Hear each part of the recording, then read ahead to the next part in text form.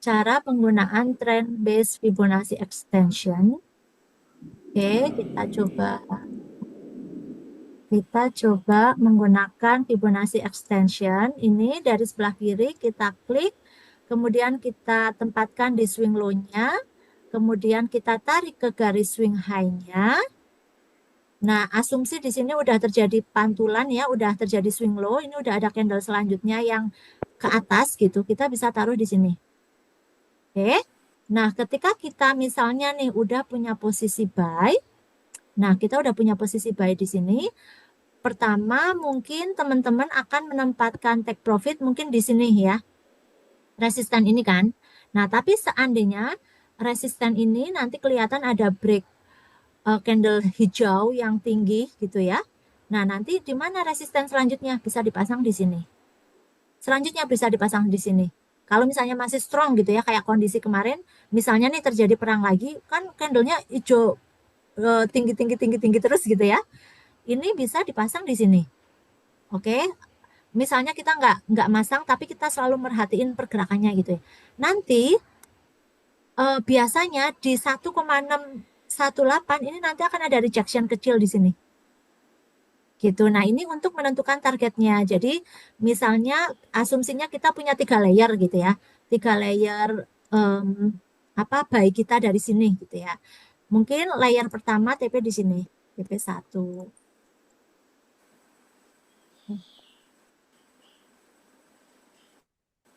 TP1, TP2 di sini.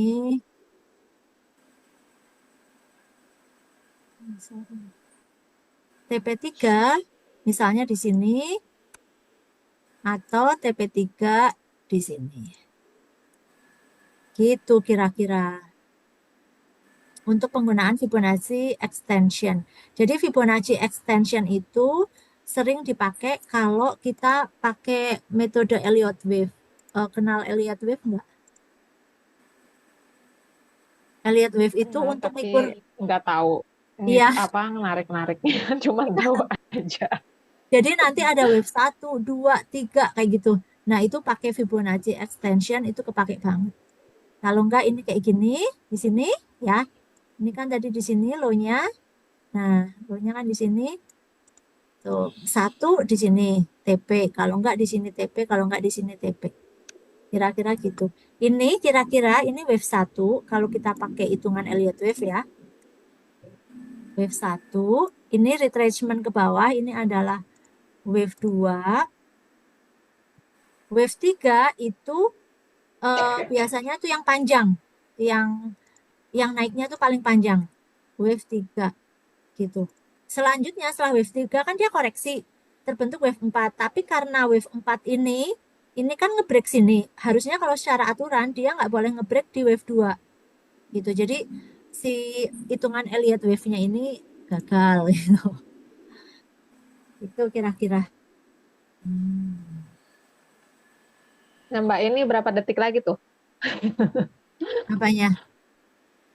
Si Mau ini, Mbak. Maksudnya recordingnya. tuh biar sambil analisa gitu, Mbak. Atau mau lanjut materi, Mbak? Sebentar. Oh, yang ini. Yang ininya. Iya, karena berapa detik lagi itu kan. Oh, semenit lagi ya. Nah, maksudnya kalau posisi candle seperti ini, Mm-mm. gitu. Kan dia doji ya, Ya. dojinya tapi doji merah gitu. Nah, udah terbentuk tuh. Oke, udah terbentuk ya. Kita lihat 15 menitnya aja. Wah, di sini ya. Kan kalau 1 hour Mm-mm. ini memang udah doji ya. Doji kan potensinya Iya ya, betul. potensinya itu kan reversal ke atas ya. Nah, Mm-mm. mungkin mungkin candle merah ini di setengahnya ini, kalau misalnya dia strong mau ke atas, di setengahnya ini kan nanti jadi terjadi wick ya. Terjadi wick, tapi kan Mm-mm. dia jadi higher high. Balik lagi ya. Mm-mm. Jadi nanti ini ke atas, ke atas, ke atas gitu. Nah, kalau kita lihat time frame yang lebih rendah, nah 15 menitnya kan udah strong low nih. Udah ada hijau ya. Iya, iya. Mm-mm. Iya. Jadi Dan ini ada harapannya, pembalikan apa hammer. ya harapannya dia ini kalaupun terbentuk wick nggak matahin ini Berarti bisa dijadikan stop loss gitu ya Mbak ya. Di bawah 1 tick lah ya. Di bawah di strong sini. low itu ya. Iya, Mm-mm. Gitu. Oh, iya. oke. Coba aja sekarang pakai demo. Tapi, tapi kalau prakteknya itu ya Allah. Tapi Mbak, kalau merhatiin yang kemarin-kemarin ya, misalnya nih kayak ada week satu ya, terus kan dia kayak balik turun dulu deket-deket area si week ujung week ini gitu ya. Mm-mm. Kayaknya kalau sebelum dia naik terbang ke atas, dia bolak-balik ke situ tuh sampai 3 kali gitu rata-rata kayaknya Mbak Lina, ya Ngerites nggak? ya, ngerites ya. Ya retest ya, Oh. retestnya tuh kayak 3 kali ngeretest si yang pertama ini kan, nanti setelah 3 baru dia naik gitu.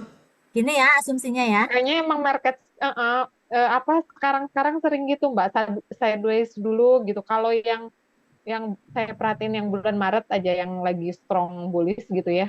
Paling mantul tuh satu candle udah langsung melanjutkan gitu. Kalau Oh, sekarang apa terus kan? banyak pelajaran tentang yang apa drop base, drop yang RBE gitu ya. Terus Ah, bikin base gitu. Itu memang kayaknya di bulan-bulan inilah ya. Itu banyak terjadi kalau yang saya lihat terus sideways dulu kayak kemarin lama banget kan di yang harga yang beberapa Iya hari yang minggu lalu kalau nggak salah yang 70 sampai itu di ada berapa sampai 1 harian kayaknya mm-mm. gitu yang sampai akhirnya dia Junam itu turun ke iya bawah itu loh Mbak. yang ini nih, yang Nah ini iya kan yang bolak-balik itu. terus.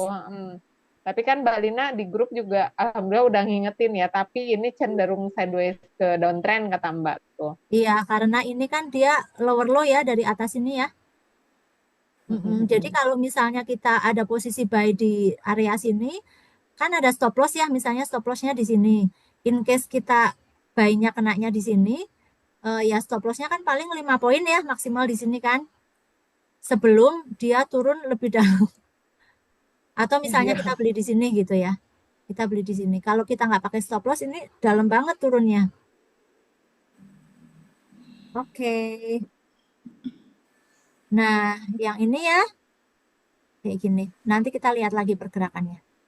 Ini sih potensi ya, potensi bisa balik gitu. Kalau misalnya, Naik kalau lagi ya. saya ya, kalau saya masuk, sekarang aku masuk pakai akun demo ini udah dapat 27.000 di sini tadi ya, di sini.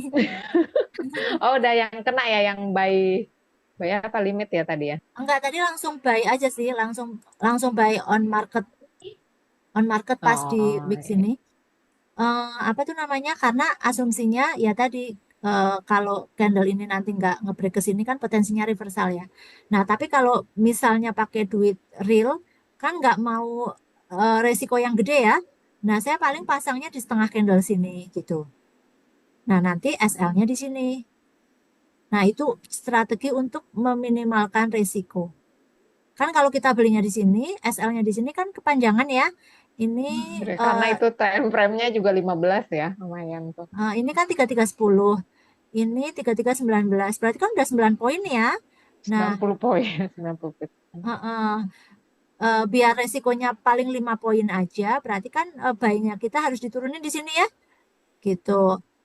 Nah, masalah kejemput atau enggaknya ya itu udah apa tuh namanya?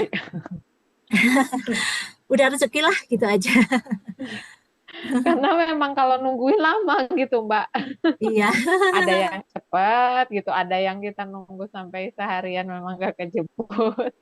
Mm-mm. Memang harus mengontrol apa emosi. Betul. Nah, ini candle-candle insya Allah udah layak, udah bisa teman-teman kayak hammer, engulfing, terus juga dibantu sama candle yang kemarin kan kita belajar yang base ya, area base itu kan bisa ke break ya. Nah, itu si candle-candle yang kuat itu yang untuk nge-break. Nah, market session yang kemarin ada 4 ya. Ada yang pagi-pagi berarti Asia, London, terus nanti masuk ke Asia, London, langsung ke New Asia York ya. top. Nah, ini orang biasanya pakai ini karena di pergantian session itu biasanya sangat volatil. Nah, ini aku tutup dulu ya, 44.000 nih. Ini yang 44.000 nih. Karena hijau naik ya, dapat 44.000. Oke. Ini market session ini karena di setiap pergantian session kan bertumpuk ya antara tadi misalnya antara Asia sama London itu kan numpuk ya pas jam 2 itu. biasanya itu lebih volatil gitu. Jadi teman-teman bisa nandain market session ini biar maksudnya mungkin kalau nggak ngerti market session, misalnya trading jam 2.30 itu kan lagi volatil karena pergantian sesi. Kalau misalnya belum tahu kan kok kenapa ya kok aku selalu kena SL misalnya di jam jam 2-an gitu. Nah, karena memang ada pergantian session jadinya lebih aktif. Kemudian yang ini liquidity swap ini ya tadi ini udah masuk ke seni ya kalau menurutku ya karena kalau misalnya kita oh ini berarti liquidity swap juga nih Mbak. Kita Iya, langsung ngambil oh ini kan tadi di sini ya. ngambil Nih. bawah ya. Nah, orang-orang mungkin udah kena ini kan 3312 ya. Pada kena Orang-orang SL. 3310 misalnya di sini. Ini kan pas banget di sini kena SL dia langsung naik. Ini liquidity swap juga. Ada imbalance juga kan Mbak itu tuh. Orang pasti pada Yang ini. ngambilnya di daerah yang FPG FPG yang di itu tuh. Tadi yang ini. ya yang Drop base drop. bukan yang handle hijau. Handle hijau Ini kan ada berapa tuh bukan yang tadi Mbak. Yang sebelah ini. kiri.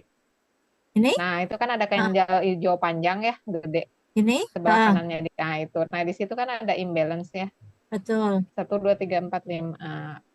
Orang kayaknya pada ngambilnya di situ. Ke bawah udah pada kena SL. Iya. Nah, kadang gitu saya tuh, Mbak. Lumayan tergerus XL lagi stop loss. Nah, makanya memang trading itu nggak mungkin 100% win ya, pasti akan ada loss-nya. Iya, Cuma betul. kalau yang di buku kemarin aku baca, bukunya mana ya? Ada di rumah aku bawa. Yang trading in zone itu ya dia bilang bahwa ketika kita entry trading, artinya kita itu udah berteman dengan risiko. Gitu. Risiko itu pasti selalu ada dan kita itu harus embrace the risk ya dia bilang. Embrace itu ya kalau bahasa kerennya ya bertemanlah dengan risiko dan kita menyadari bahwa risiko selalu ada, makanya kita apa namanya nggak takut lah ya dengan risiko, tapi gimana kita bisa manajemen risiko itu. Itu lanjut. Nah ini news analisa fundamental kita udah 2 kali ya kemarin ya waktu NFP sama waktu ada PPI ya. Oke, nah terus yang money management ini kan gimana cara kita ngatur lot dengan equity yang kita punya. Untuk money management ini masih ada yang perlu didiskusiin nggak? Bahasan Enggak sih, sebelumnya Mbak, kan itu kita lebih ngobrolin sendiri. yang 1% itu ya. Ya, karena kalau MM kan tiap orang beda gitu ya Mbak ya. Mampu menanggung resikonya, jadi kayaknya itu mah harus dipelajari sendiri. Iya, tapi ya ini guideline-nya ya kalau profesional trader sih selalu bilang jangan 1% lebih ya. dari 2% resikonya dari modal. Jangan lebih 2% dari modal. Untuk 1 kali trade. Oke, kita hitung ya 2%-nya. 2% misalnya kita nanti udah kondisi ideal, katakanlah kalau idealnya sih rata-rata 1.000 ya. 1.000 itu $1.000, Pak. katakanlah 16.500.000 gitu ya. 2% berarti udah sekali trade maksimal 330.000 hilangnya. Kalau misalnya modal kita kecilin jadi 5 juta ya 100.000. 100.000 ya sebenarnya lumayan ya. Karena kalau dibagi dengan 15.000 ini 7 poin ya. 7 poin termasuk lebar lah ya. Gitu. Jadi harapannya nggak kena stop loss gitu. Tuh. Terus kalau kita Kalau untuk gimana? di Exness dia ini ya Mbak, 1 poin itu ngikutin kurs berubah-berubah gitu ya tiap hari. Ada 2 ini Mbak. Ada 2 pilihan kalau nggak salah. Ada yang fix itu 15.000. Ada yang fluktuatif itu namanya apa ya? Fluktuatif itu yang ikutin harga pasar. Ikut. Ada yang fix. Udah. Kalau yang raw spread itu raw spread ya. Raw spread itu fluktuatif atau fix, Mbak? Fix ya? saya harus cek lagi. Soalnya saya udah kebiasaan pakai yang IDR itu, Mbak. Oh, Jadi udah apa ya di otak Ya, saya gitu. Kalau aku lihat angka IDR itu lebih enak untuk TP, SL dan ya SL dan TP-nya gitu. Pokoknya udah kebayang betul aja Mbak ya. Dinia, saya juga udah meninggalkan yang USD saya juga. Karena kalau USD itu 0,28, 0,80 nggak akan saya TP, Mbak. Saya pasti nggak TP-nya kelihatan, di atas. Iya, nggak Kak, saya berasa. pasti TP-nya ya 2 USD atau 6, kadang sampai 7 itu tuh ternyata gede gitu ya Mbak Lina ya. Ya, Kalau sampai, iya kadang saya sampai 12 USD baru TP gitu. Sekali TP kan kalau dikurskan itu hampir dapat sekitar 150.000 gitu. Nah, iya benar. memang pas awal-awal tuh memang gede gitu dapatnya ya, bisa sampai 13 juta gitu ya dari 1 minggu tuh. Tapi ya itu melenakan gitu kalau bagi saya ya. Akhirnya saya pindah ke IDR gitu ya. Emang lebih enak IDR, jadi 7.000 pun, 2.000 perak pun gitu istilahnya tuh dihargai banget. Bersyukur banget kalau udah biru segitu. Karena mungkin beda beda nominal angkanya kali ya. Tapi nggak tahu Psikologisnya kalau ya. Mbak Dini ya kalau mungkin yang udah terbiasa USD ya jangan pakai IDR kalau kalau saya ya gitu. Mm-mm. Karena saya kemarin udah pengalaman kayaknya lebih mensyukuri saya tuh lewat IDR gitu. Iya, iya. Kalau marginnya itu bukan berdasarkan kurs gitu ya, Mbak Lina? Dia gimana sih marginnya itu nentuin marginnya? Nentuin margin ya. Tapi memang Hitungan-hitungannya ada sih nah. ini Iya nanti. aku nggak pernah merhatiin ya Mbak, tapi rata-rata yang aku perhatiin kalau 0,01 lot pakai IDR itu 274.000 marginnya dengan leverage 1 dibanding 200 ya kalau nggak salah yang paling rendah. Iya, yang kemarin Mbak Lina iniin anjurin yang 200 kan. Paling rendah Kalau mau 2.000 nggak satu apa-apa sih. banding Aku nggak aku ngerekomendasiin. coba yang 2000 soalnya Heeh. kalau yang ya itu kalau yang 200 Kecil terlalu ya. cepat itunya miss call lagi apa MC. margin call. Kena margin call-nya ya. Heeh, Iya. cepet banget Nah, karena Karena itunya itu gede banyakkan kan. duit kita kan. Lebih iya. banyak yang dipakai duit kitanya Mm-mm, bandingnya 200. Kalau apa 10.000, 5.000, 2.000 kan lebih banyak yang dari uang brokernya. Iya. mm-mm. Saya nggak pernah ngitung juga sih, apa kayak Mbak, karena nggak tahu ya hitungannya kayaknya itu ada hitungan tersendiri dari broker. Pokoknya saya Di Mbak Lina ngitungnya, ada hitungannya di ini lihat oh nggak ada. Mbak Rosi ada di Ya, Excel oh Mbak iya Lina tuh yang ada. waktu yang kemarin Mm-mm. ada juga kan pernah ditanya ya sama Iya, Mbak Ah, yang Dini. video itu itu kan ada. dari Excel Mbak Lina ada itu. Heeh. Nah, Cuman itu karena kenapa pusing, aku itu nggak concern sama margin karena aku sekali pasang mentok. cuma 0,01 lot, Mbak. Dan itu aku nggak pernah layer. Dengar suaranya. Berarti Hmm. Gitu. satu posisi yang Mbak Lina ya, Heeh. Kalau selalu cuma satu. misalnya modalku minim, cuma posisi 0,01 dan tidak berlayer. Kan posisi apa potensi MC-nya itu kan kecil ya. Gitu. Jadi Potensi apanya? MC. Oh, MC. Misalnya pakai duit 1 juta. Terus aku udah membatasi kerugianku di 75.000 gitu. Kan potensi MC-nya kecil. Kalaupun turun kan masih sisa 925.000 gitu. Jadi memang selama ini aku nggak merhatiin angka margin itu. Nah, makanya kenapa orang-orang yang kayak misalnya profesional trader yang suka pakai layer-layer banyak itu, ya pasti ngaruh banget sih antara leverage 1 banding 2.000 banding 5.000 banding tak terhingga itu pasti ngaruh banget buat mereka. Oke, untuk money management udah solve. Ya pokoknya untuk kita trader pemula, satu layer aja 0,01 dinikmati aja. Walaupun mungkin pertumbuhannya nggak bisa juta-jutaan, tapi lebih safe untuk jantung kita. Itu kemarin yang akun Sen itu Heeh. dapetnya cuma 10.000. Astaga, capek-capek ngelihat layar gitu ya, berjam-jam gitu. Jadi geli sendiri. Cuma dapat 10.000. Aduh, ya Allah. Kok Iya, begini tapi banget ya kan hari waktu dulu MC-nya begini. nggak sakit hati juga, Mbak. Waktu MC-nya kan cuma Iya, seratus iya, enam iya. puluh lima ribu. Mbak Dinia belum pernah MC berkali-kali, saya udah MC berkali-kali. Oh, kemarin sih sering itu di demo, di akun Oh, demo. iya di Berapa demo kali saya depo akun ini. Makanya kemarin. sekarang kalau memang belum berani mulai ya udah mendingan nggak trading gitu karena udah nyobain. Iya, Hampir pas yang dua beneran puluh nyoba juta yang itu saya, yang Mbak, sad.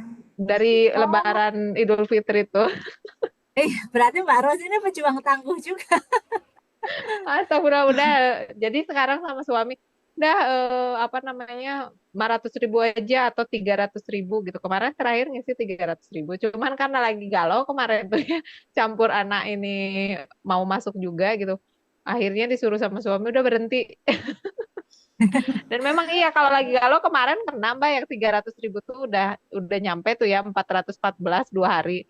Berarti Heeh, kan dalam 2 hari nyampe 114.000 ya iya, pertumbuhannya gitu. Nggak tahu persentasenya.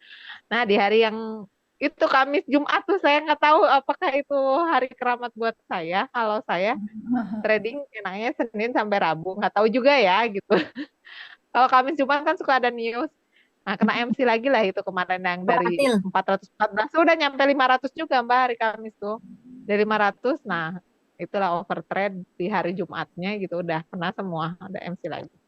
Iya.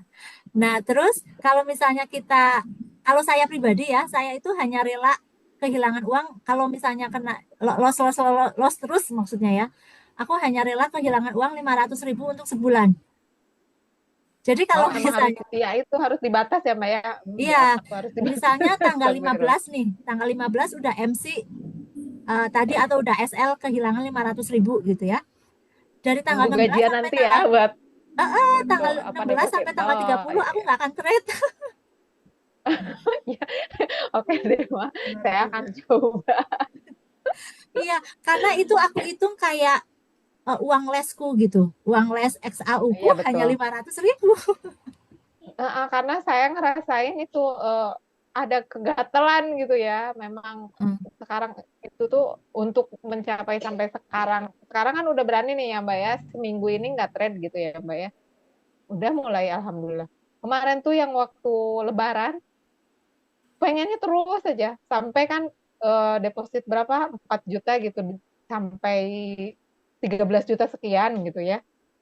Udah senang cuman kan udah pernah ceritanya kembalinya karena nggak bisa withdraw itu ya karena itu weekend ternyata jadi trade lagi besoknya sampai habis tinggal $200 gitu ya. Waktu itu masih pakai dolar saya itu lagi sejuta sejuta sejuta gitu Mbak. Tanpa disadari sampai akhirnya ya ya kalau dihitung itu ya sekitar segitu kalau sampai sekarang ya gitu. Uang Cuman belajar memang lumayan. mengatur pelajaran ya itu kan tiap orang ya dibilang beda gitu ya. Kayak saham gitu. Kalau saya saham hampir 2 tahun gitu ya baru mulai memahami market gitu. Entah karena mungkin saya sambil kerja juga gitu memang nggak fokus gitu. Kalau yang sekarang ya udah lumayan gitu. Banyak pelajaran juga kan makanya ikut kursus sama Mbak Linda gitu. Cuman kemarin ya kadang ada kalanya overtrade gitu Mbak. Iya, Itu yang tapi insya Allah kayak nanti lama-kelamaan bisa mengatasi itu kok. Aku kan dulu juga kayak gitu kayak Mbak Rosi. Kalau amin ya Allah amin. kalau Gitu nggak ya Mbak. buka, Ada masa. iya pas awal-awal tuh kalau Betul. nggak buka chart, kalau nggak entry gitu, walaupun misalnya posisinya belum pas gitu ya, tapi kan kita gatel ya, pingin Iya. entry. Nah, Hmm. itu dulu aku akalin caranya aku puasa. Misalnya udah hancur nih sebulan 1,5 juta hilang misalnya gitu ya.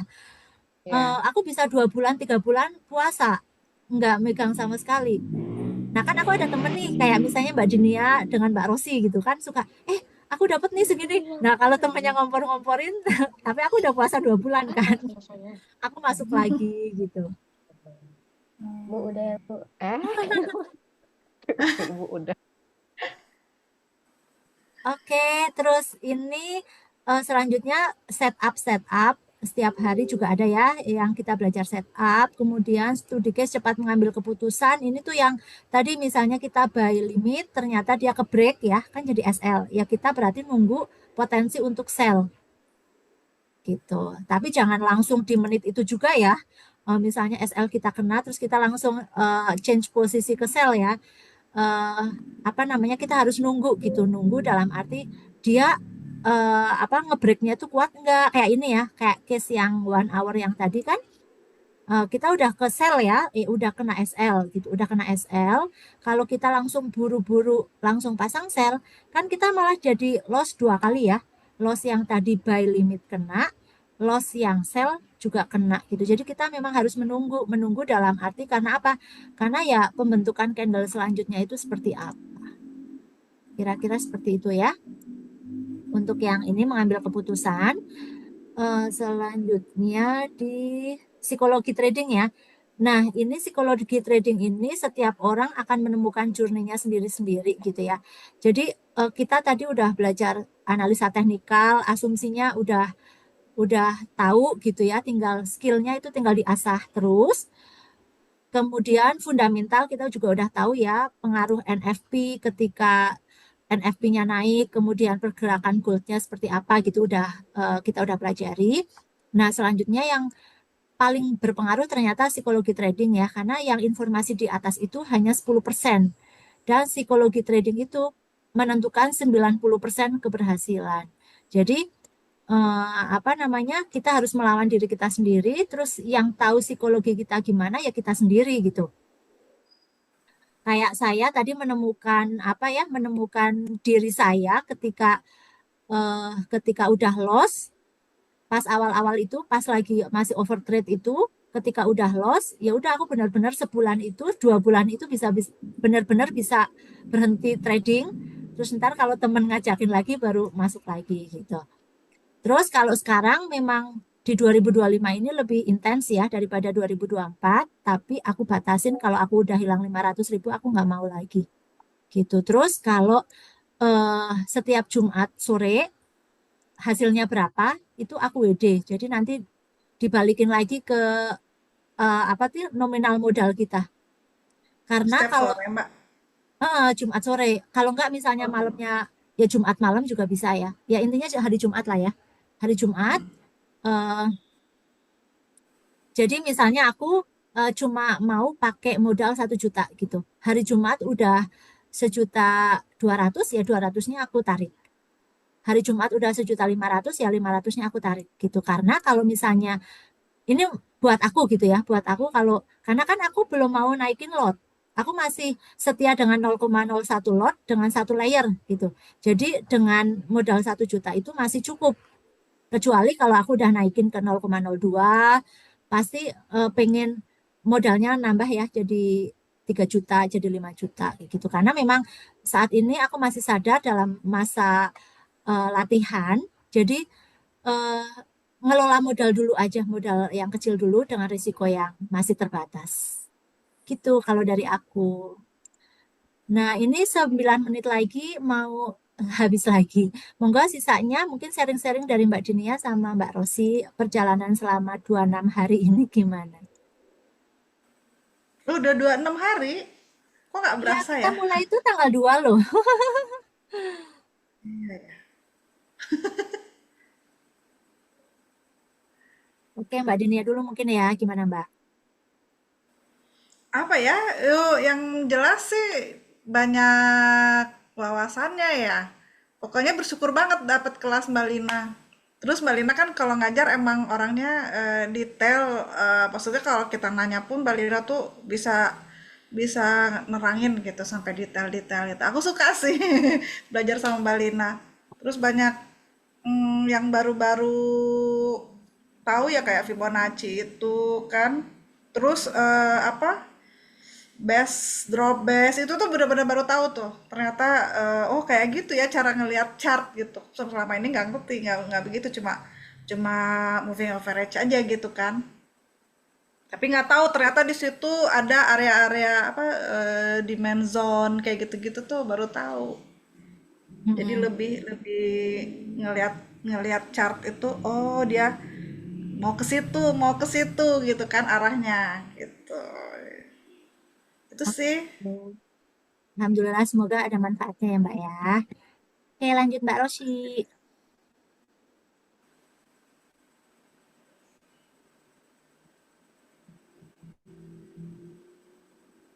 Mbak Rosi masih mute. Oh, oh makanya udahan kata anaknya tadi tuh. Oh iya ya, oke. Ya maaf ya Adek, makasih banyak. Ya, em, yang untuk yang dasar, untuk yang kita pelajari selama 26 hari ini, ya buat saya istilahnya ini tuh eh, apa ya, ilmu-ilmu dasar lah gitu ya, untuk kita itu bisa survive gitu, bisa survive dulu di market gitu. Karena pasti nanti di kemudian hari Mbak Dinia, Mbak Rosi mungkin menemukan mentor-mentor yang pasti lebih profesional, pasti lebih pintar, pasti ilmu ini akan berkembang gitu. Tapi ini istilahnya tuh ilmu-ilmu dasarnya yang nanti mungkin akan dikembangkan di kemudian hari. Jadi kalau saya mengibaratkan, ibaratnya ya Mbak Rosi sama Mbak Dinia itu mungkin lagi latihan nyopir, nyopir mobil gitu ya. Nah, aku tuh apa ya, mungkin tutor nyopir mobilnya itulah ya. Jadi di jalan raya yang lurus, yang 10 km itu bisa gitu. Udah bisa lah ya, udah bisa gitu.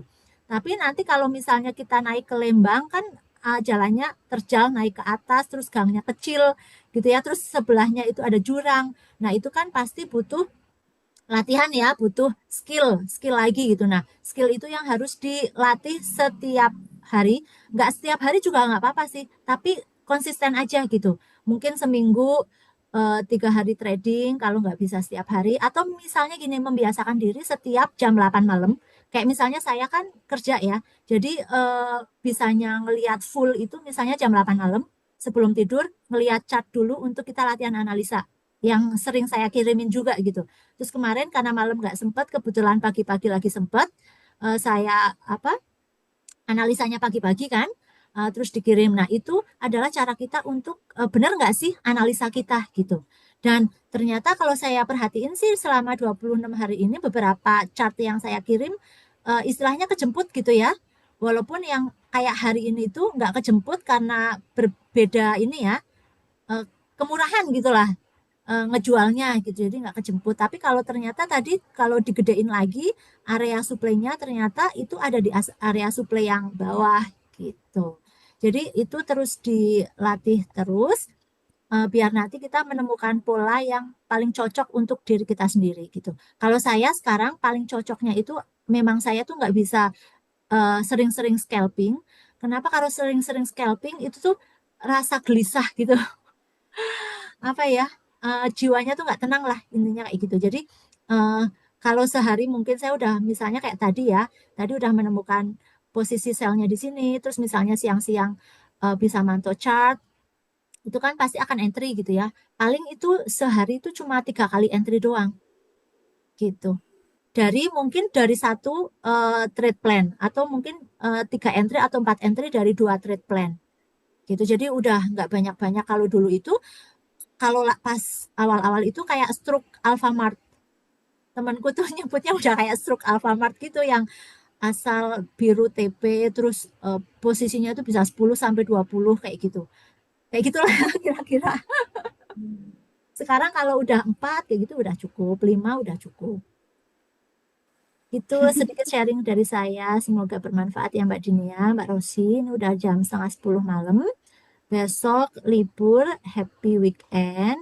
Semoga semuanya sehat. Nanti kita ketemu lagi di WhatsApp grup. Makasih banyak. Sama-sama, Assalamualaikum. Mbak. Waalaikumsalam. Ya, izin close.